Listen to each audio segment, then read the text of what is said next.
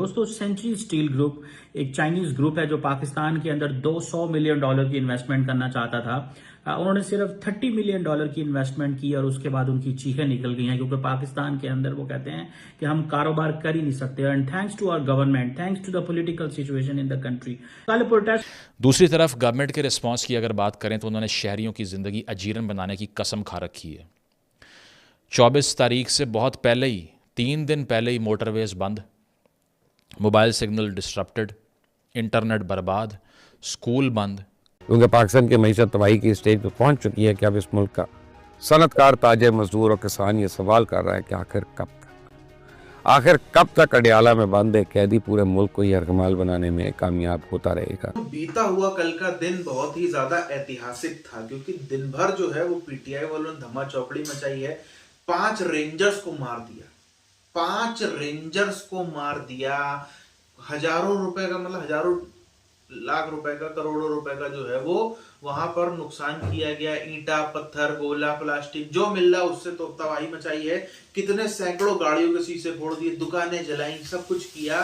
Police वालों को पीट रहे, पुलिस वालों को मार रहे, मर उसकी डेड बॉडी मर के गिर जा रही है, उसको मार रहे। लेकिन फिर दिन भर में ये सब कर लिया, रात में फिर पाकिस्तानी फौज ने इसका बदला लिया। लेकिन पाकिस्तानी फौज के पास में ईंटा पत्थर नहीं था, पाकिस्तानी फौज के पास में बंदूकें थी, गोलियां थी। और जो उन्होंने देखते ही शूट एट साइड का जो है वो पॉलिसी अपनाई, देखते ही गोलियां मारी। इतना खून खराबा हुआ है कि और रात ही रात में सब कुछ सफाया भी कर दिया, बॉडीज हटा दी। सुबह तक एकदम चकाचक मॉल, सुबह एकदम नॉर्मल हो गया। सुबह किसी को पता भी नहीं चल पाया कि रात में हुआ क्या था। पाकिस्तान की 7 से 8 डेकेड्स जो गुजरी हैं, अगर उनका खुलासा, उनका क्रक्स देखा जाए तो वो सिर्फ ये है कि पहले मिलिट्री इस्टेब्लिशमेंट एक पार्टी बनाती है, इसके अलावा कुछ एम्पावर्ड पार्टीज़ के अगेंस्ट उनको इस्तेमाल करती है और उनको ताकत में लेके आती है इनऑर्गेनिक तरीके से। और बहुत से सियासी लीडरान का करियर स्क्रैच से शुरू करके देती है। जिस तरह मैंने पहले वीडियोस में एक्सप्लेन किया है कि 70 साल से हम जिसके साथ ज़्यादती इस्टेब्लिशमेंट कर रही है उसे बचाते आ रहे हैं और अगले 70 साल भी यही करेंगे। यानी कि मुझे अगर इस्टेब्लिशमेंट आज उठा के वज़ीर आज़म बना दे और 2 साल बाद इक़्तिदार से निकाल के जेल में डाल दे तो सारा मुल्क मेरे पीछे खड़ा हो जाएगा। उसकी वजह यह है कि मुझसे ज़्यादती हो रही है। तो हम ज़्यादतियों को वोट दे दे के अपने साथ ज़्यादतियाँ करते आए हैं।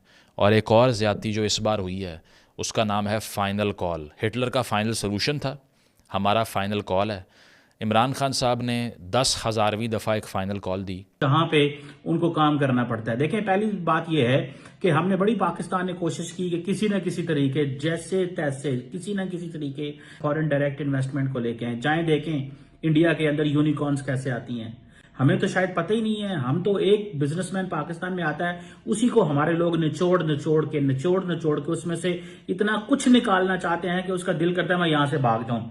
अब ये जो सेंचुरी स्टील मिल थी, ये special economic zone Khyber Pakhtunkhwa के अंदर सी पैक है। आप देखें, उसके बाद आ जाए अब वो चाइनीज। आप देखें, अगर सऊदीज को पैगाम दिया जा रहा है कि पाकिस्तान ना हो, अमारातीज को पैगाम दिया जा रहा है पाकिस्तान ना हो। अब हो ये रहा है कि ये जितने भी एक्सक्लूसिव इकोनॉमिक जोन बनाए, हमने कहा इनको बिजलियां देंगे। अब वो कहते हैं कि हमें 100 मेगावाट फॉर एग्जाम्पल बिजली दें। ये देखें, चाइनीज भारत क्यों जाना चाहते हैं? चाइनीज भारत जाना चाहते हैं बिकॉज उनको वहां पे सारा कुछ मिल रहा है। हमने जो एक्सक्लूसिव इकोनॉमिक जोन बनाए उसमें भी हम उनको कुछ, जब वो इन्वेस्टमेंट करने आते हैं हम उनके साथ वो सलूक करते हैं, वो गरीब भाग जाते हैं।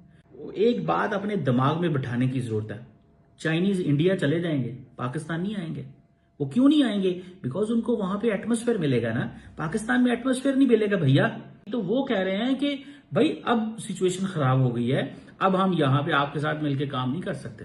तो जब इस तरह की वोलेटाइल पॉलिटिकल सिचुएशन होगी, इकोनॉमिक मेल्टडाउन होगा, बिजली महंगी, टैक्सेस, और उसने अपनी पार्टी की कमान अपनी वाइफ को दे दी।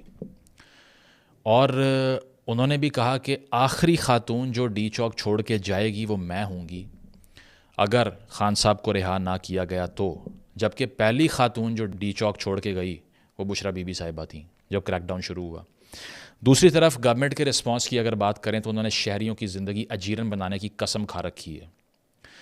24 तारीख से बहुत पहले ही, 3 दिन पहले ही मोटरवेज बंद, मोबाइल सिग्नल डिस्ट्रप्टेड, इंटरनेट बर्बाद, स्कूल बंद, दोनों साइडें ये साबित कर रही हैं कि हम ज़्यादा फाशिस्ट हैं। दूसरी कहती है नहीं मैं ज़्यादा फाशिस्ट हूँ, फिर एक कहती है नहीं मैं उससे भी ज़्यादा फाशिस्ट हूँ, दूसरी कहती है अब मैं आपको दिखाऊंगा कि मैं उससे भी ज़्यादा फाशिस्ट हूँ जितने आप फाशिस्ट हैं।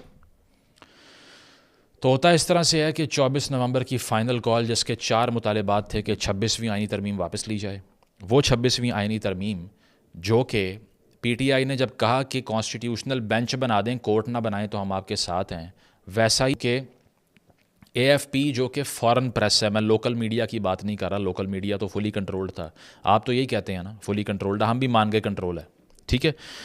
AFP, अल जज़ीरा, जितने प्लेटफॉर्म उठा के आप देखें, नंबर क्या है 10,000, 10,000 का क्राउड आता है अल्टीमेटली सारे मुल्क में मकबूल पार्टी का, क्योंकि नहीं लोगों के पास वक्त, नहीं लोगों के पास एनर्जी कि वो मज़ीद अब अपनी ज़िंदगी बर्बाद करें, ये सब कुछ होता।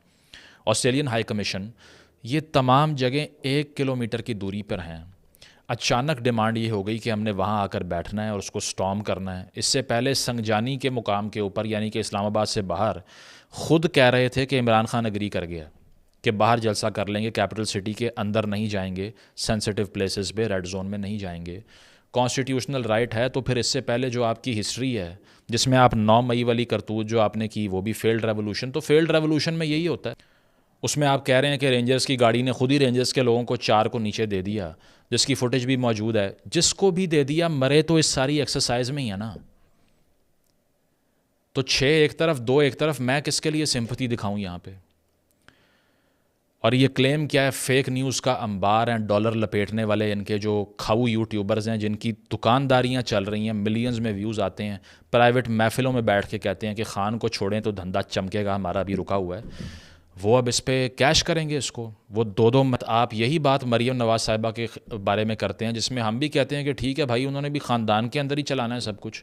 तो आपने क्या किया, सूबे का वज़ीर आला जिसको करोड़ों लोगों ने आपके मुताबिक वोट दे के मुंतखब किया है, वो कह रहा है कि मोहतरमा प्लीज़ संगजानी पर जलसा कर लें।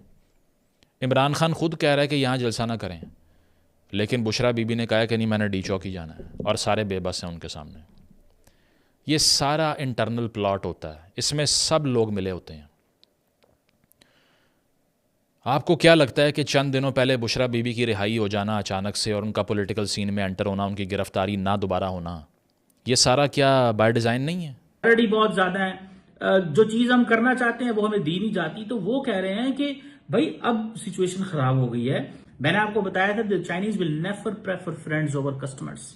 20 अरब लगा के बंदा चीखे मार रहा है, ठीक है, कोई इतने कोई खरगों नहीं लगाए उन्होंने, वो भाग रहे हैं बिकॉज ऑफ हमारी सरकार की वजह से। तो आप बताएं फिर क्या करना चाहिए। आप बताएं, आप चाइनीज कहते हैं कि जी हम तो आए थे कि यहाँ पे डोमेस्टिकली हम प्रोड्यूस कर सकें स्टील। पाकिस्तान के अंदर आज जो खून खराबा है पाकिस्तान के अंदर पिछले 24 घंटों में खास तौर पर, अच्छा उधर से भी कुछ कम नहीं हुआ, पीटीआई की तरफ से भी आप देखो जो है वो भयंकर किस्म की तोड़फोड़, भयंकर किस्म की आगजनी। बिल्कुल ये लोग यही सोच के आए थे इस बार तो हम जो है वो मर्दे मोमीन बन के निकलेंगे, इस बार तो हम जो है वो जो इन्होंने कहानी सुनी ना उर्तुगल गाजी दुनिया भर में पहले तुर्की वाले कब्जा करते थे, ये वो था, ये अपने आप को औरंगजेब से कम नहीं समझ रहे थे। इनको लगता था कि ये किसी टेरिटरी में, ये किसी के किले पे रेड करने जा रहे हैं, किसी किले पे कब्जा करने जा रहे हैं, और इनको लगता था कर लेंगे। लेकिन पहले इन्होंने खूब दिन भर खूब धमा चौकड़ी मचाई, बवाल मचाया। रात में जब सब थक गए, सोने को हुए, तब आधी रात में निकलती है पाकिस्तानी फौज, और आधी रात में जो क्रैकडाउन हुआ, जो गोलीबारी, रक्तपात, मतलब यहाँ पर आप समझ नहीं पाएंगे। और आज दुनिया में कहीं इसकी खास बात भी नहीं हो रही, मगर जो जलियांवाला बाग के बारे में हमने सुना है, जो अलग अलग इस प्रकार की चीजें सुनी है, जैसे हम हिटलर के बारे में सुनते थे, उससे भी ब्रूटल तरीके से यहाँ पर जो है वो कल रात में ब्लड शेड हुआ है पाकिस्तान के इस्लामाबाद के अंदर। और कहीं ऐसी कोई बात नहीं हो रही, ना इंडियन मीडिया बात कर रहा है, ना कुछ भी ऐसी कोई खास बात हो रही। बट बहुत भयंकर जो है ह्यूमन राइट्स की वायलेशन करी गई है, इसको तो यूएन में उठाना ही चाहिए इस मुद्दे।